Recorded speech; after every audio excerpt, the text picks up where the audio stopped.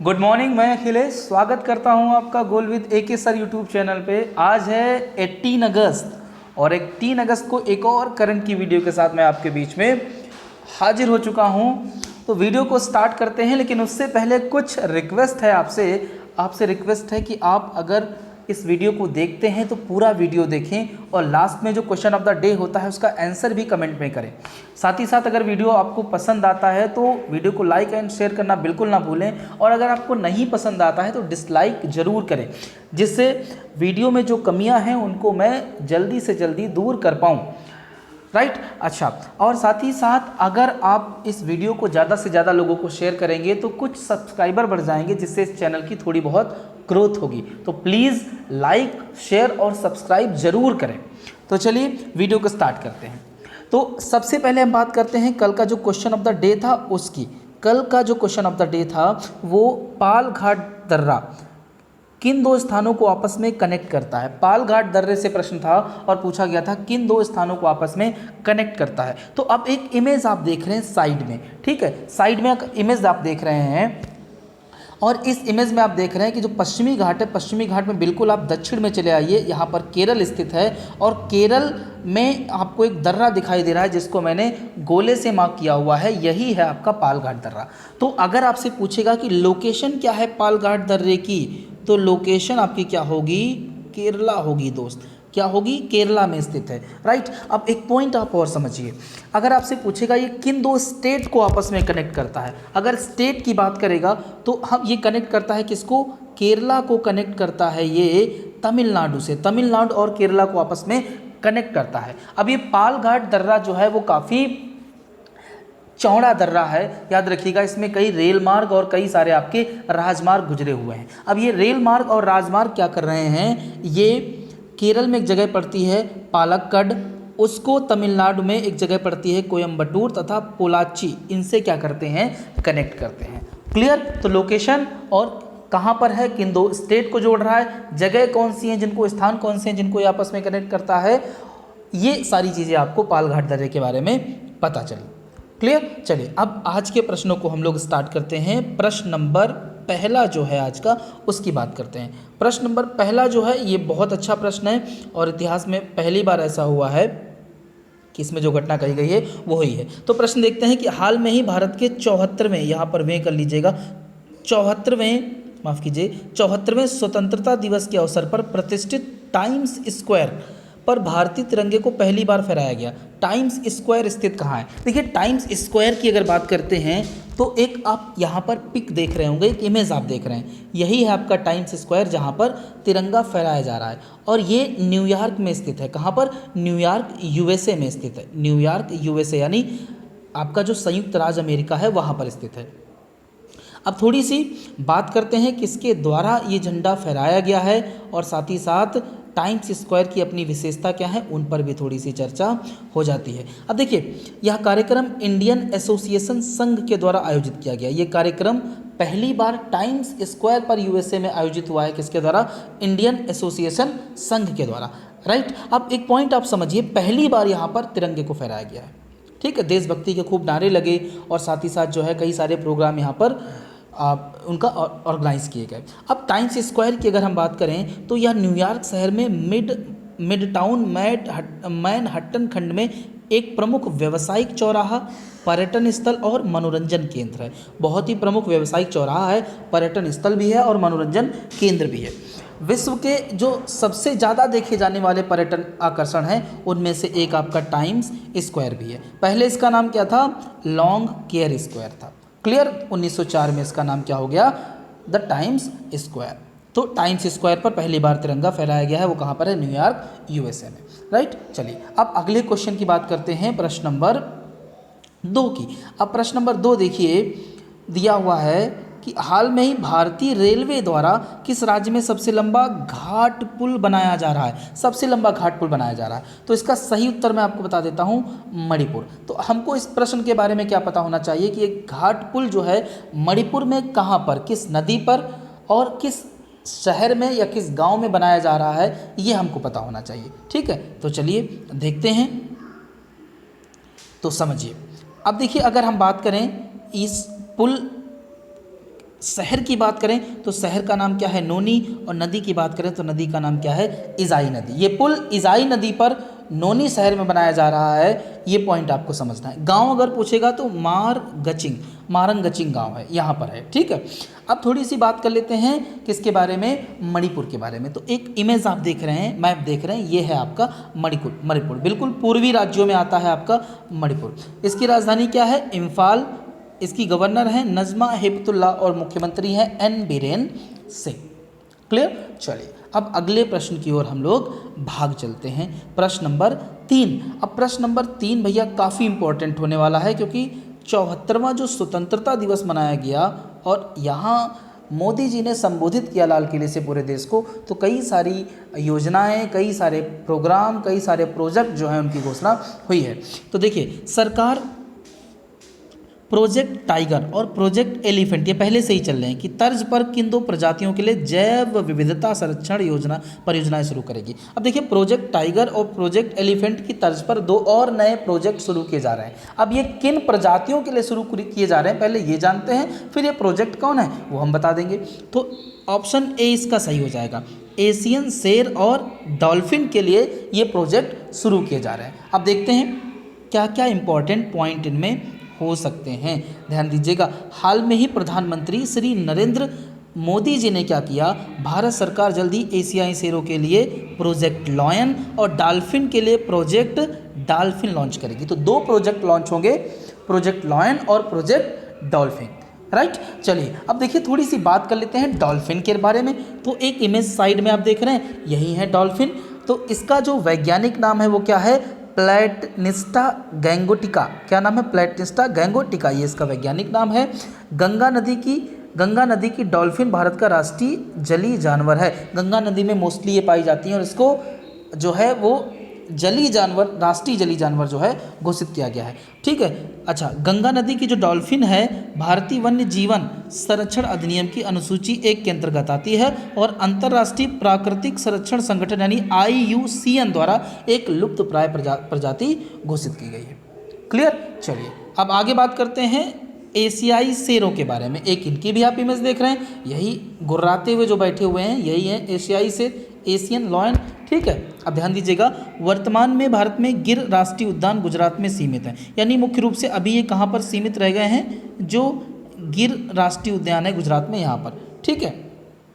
अच्छा, एशियाई शेरों को IUCN ने क्या किया है, रेड लिस्ट के तहत लुप्त प्राय के रूप में सूचीबद्ध किया है। इसका वैज्ञानिक नाम क्या है, पैंथेरा लियोपर्सिका, राइट।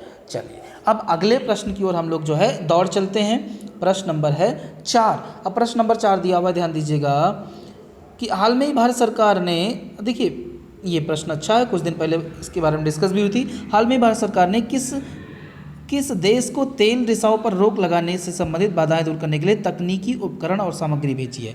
भारत ने एक बार फिर दोस्ती दिखाई है और उसने मॉरिशस को ये तकनीकी उपकरण और सामग्री भेजी है। आपको बताया गया था मॉरिशस में कुछ दिन पहले ही एक आपका जो है जहाज वो आपका टकरा गया था, जिससे उसमें भरा हुआ तेल जो था 4000 टन उसकी क्षमता थी, वो रिसने लगा था, जिसके कारण वहाँ पर तमाम सारी प्रदूषण जो है हो गया है, पानी में प्रदूषण हो गया है। तो उसी को साफ़ करने के लिए भारत ने क्या की है, वहाँ पर हेल्प की है। चलिए अब बात करते हैं अगले प्रश्न की, प्रश्न नंबर 5। प्रश्न नंबर 5 दिया हुआ है कि सामाजिक न्याय और अधिकारिता मंत्रालय, याद रखिएगा मंत्रालय याद रखिएगा, सामाजिक न्याय और अधिकारिता मंत्रालय द्वारा हाल में ही किस केंद्र शासित प्रदेश में नशा मुक्त भारत अभियान शुरू किया गया। नशा मुक्त भारत अभियान जो है वो कई जो है शहरों में शुरू किया गया है, लगभग 272 शहरों में चल रहा है, लेकिन अभी किस केंद्र शासित प्रदेश में स्टार्ट हुआ है, तो याद रखिएगा ये जम्मू कश्मीर। जम्मू कश्मीर में अचानक कुछ महीने कुछ सालों से जो है वो वृद्धि हुई है नशा करने वाले लोगों में, तो उसको देखते हुए यहाँ के 10 प्रमुख जिलों में इस अभियान को शुरू कर दिया गया है, ठीक है। यूनिवर्सिटी, स्कूल जो आपके हैं, यहाँ पर क्या किया जाएगा, बच्चों को जागरूक किया जाएगा नशा के खिलाफ। चलिए अब बात करते हैं प्रश्न नंबर 6 की। प्रश्न नंबर 6 की अगर बात की जाए,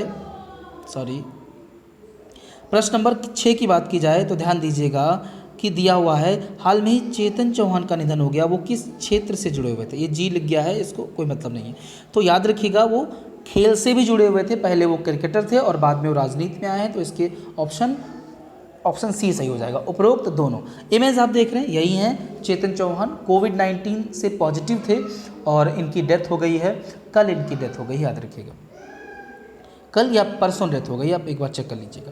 तो अब थोड़ी सी इनके बारे में अगर हम बात कर लें कि इनको कौन से सम्मान मिले हैं या तमाम सारी चीज़ें या अभी ये क्या थे, तो चौहान यूपी मंत्रिमंडल में सैनिक कल्याण, होमगार्ड, पीआरडी और नागरिक सुरक्षा मंत्री थे। ठीक है, सैनिक कल्याण, होमगार्ड, पीआरडी और नागरिक सुरक्षा मंत्री थे, याद रखिएगा।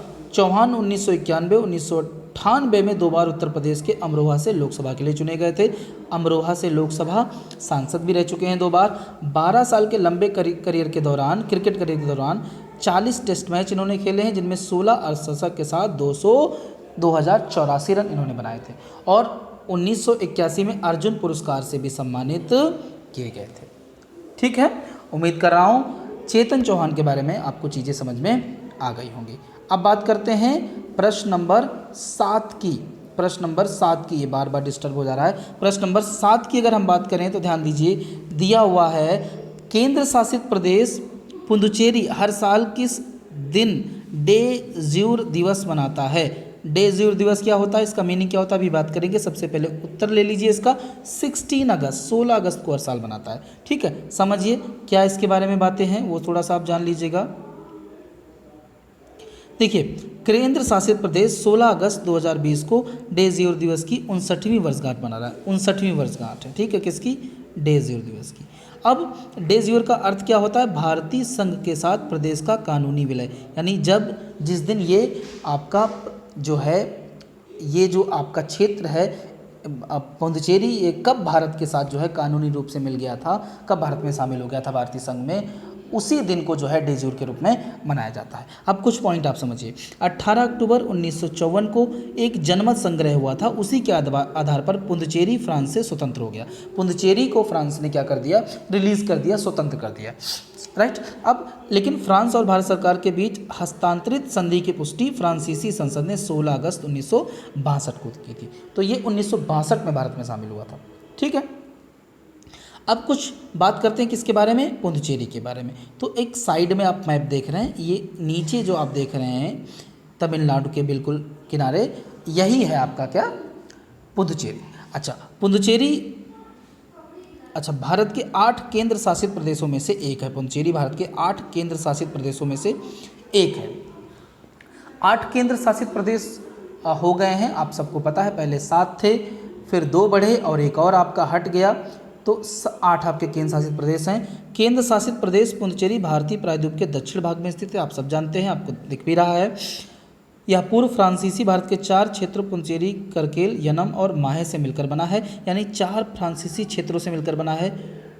पुदुचेरी, करकेल, यनम और माहे, इनसे मिलकर बना हुआ है। इसका सबसे बड़े जिले पुदुचेरी के नाम पर रखा गया है। इसका नाम सबसे बड़ा जिला इसका पुदुचेरी के नाम पर रखा गया है। पी नारायण स्वामी यहाँ के मुख्यमंत्री हैं। क्लियर, चलो अब बात करते हैं अगले प्रश्न की ओर। प्रश्न नंबर 8, प्रश्न नंबर 8 दिया हुआ है, ये भी बहुत अच्छा प्रश्न है।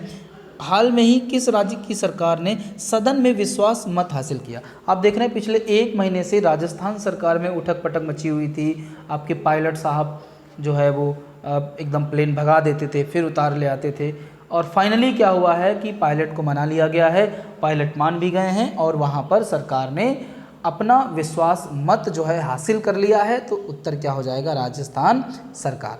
अब कुछ पॉइंट मैं आपको, जो संवैधानिक पॉइंट हैं, कुछ मैं आपको बताना चाहता हूं। जैसे मंत्रिमंडल जो होता है वो चाहे सेंट्रल का हो चाहे राज्यों का हो, सेंट्रल यानी केंद्र का जो मंत्रिमंडल होता है वो अनुच्छेद 75(3) के तहत लोकसभा के प्रति उत्तरदायी होता है, जो निचला सदन होता है लोकसभा। और राज्यों का जो मंत्रिमंडल होता है वो अनुच्छेद 164 के अंतर्गत विधानसभा के प्रति क्या होता है, उत्तरदायी होता है। चलिए अब बात करते हैं अगले प्रश्न की ओर। प्रश्न नंबर 9। अब प्रश्न नंबर 9 थोड़ा सा पुराना ले लिया है, मई जून का प्रश्न है, लेकिन मैंने उठा लिया। ईरान की नई करेंसी का नाम क्या है, तो इसका नया नाम क्या है, तोमन। इमेज देख रहे हैं, यही है आपकी तोमन। आपको याद हो तो मई जून में क्या हुआ था, ईरान और अमेरिका के बीच में काफ़ी जो है वो एक युद्ध जैसी स्थिति उत्पन्न हो गई थी और उसी के कारण अमेरिका ने कई सारे प्रतिबंध ईरान पर लगा दिए थे, जिसके कारण उसकी जो मुद्रा है वो काफ़ी डाउन हो गई, जो उसकी मुद्रा रियाल है वो काफ़ी आपकी गिर गई थी। तो ऐसे में ईरान ने क्या किया, अपनी नई मुद्रा लॉन्च या नई मुद्रा लागू करने के लिए उसने अपनी संसद में एक बिल पास कर दिया और नई मुद्रा उसकी बन भी गई। थोड़ा सा उस पर चर्चा कर लेते हैं। ईरान की संसद ने वो बिल पास कर दिया जिसके ज़रिए वहाँ की करेंसी का नाम बदल जाएगा। अब करेंसी का नया नाम रियाल के बजाय क्या होगा, तोमान होगा। साथ ही संसद ने एक बड़ा फैसला लिया है कि 10,000 रियाल को अब एक तोमान गिना जाएगा। क्लियर है। रियाल की अगर बात करें तो रियाल 1932 से ईरान की ऑफिशियल करेंसी रही है। इससे पहले देश भर में कंजर राजवंश के शासन में 1785 से 1925 के दौरान नेशनल करेंसी तोमन ही थी।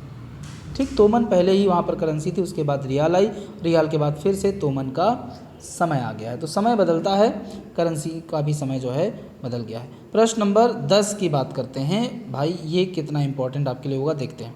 केंद्र सरकार के द्वारा हाल में किस योजना के तहत जारी राज्यों की रैंकिंग में उड़ीसा पहले स्थान पर आया है? उत्तर क्या हो जाएगा, अमृत योजना। देखते हैं अमृत योजना में कौन सा अमृत पिलाया जाता है आपको। भाई अमृत योजना की अगर हम बात करें तो केंद्र सरकार के आवास और शहरी मामलों के मंत्रालय के द्वारा हाल में ही अमृत योजना के तहत राज्यों की रैंकिंग में उड़ीसा 85.67% स्कोर के साथ पहले स्थान पर रहा।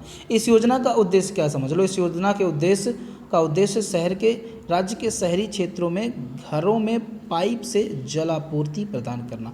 पाइप के द्वारा शहरों में जो है वो जलापूर्ति सुनिश्चित करना, ये इस योजना का उद्देश्य है।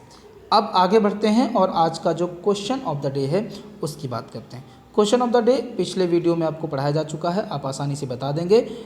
आपको क्या बताना है, समझिए। उज्बेकिस्तान में भारत के अगले राजदूत के रूप में किसे नियुक्त किया गया है, नाम बताएंगे। साथ ही साथ उज्बेकिस्तान के बारे में जो संपूर्ण जानकारी है वो भी आपको क्या करनी है, लिखनी है। चलिए, उम्मीद करूंगा कि ये वीडियो आपको पसंद आएगा और अगर आपको पसंद आता है तो प्लीज़ एक बार फिर रिक्वेस्ट है, लाइक करना बिल्कुल मत भूलिएगा और वीडियो को पूरा देखिए और कमेंट जरूर करके बताइए कि वीडियो आपको कैसा लगा। कुछ कमियां हों उनको बताइए, जो भी चीज़ें आपको सही गलत लगती हों वो ज़रूर मेंशन करें। अगर आपको पसंद ना आता हो तो आप डिसलाइक भी कर दें। चलिए, थैंक यू वेरी मच।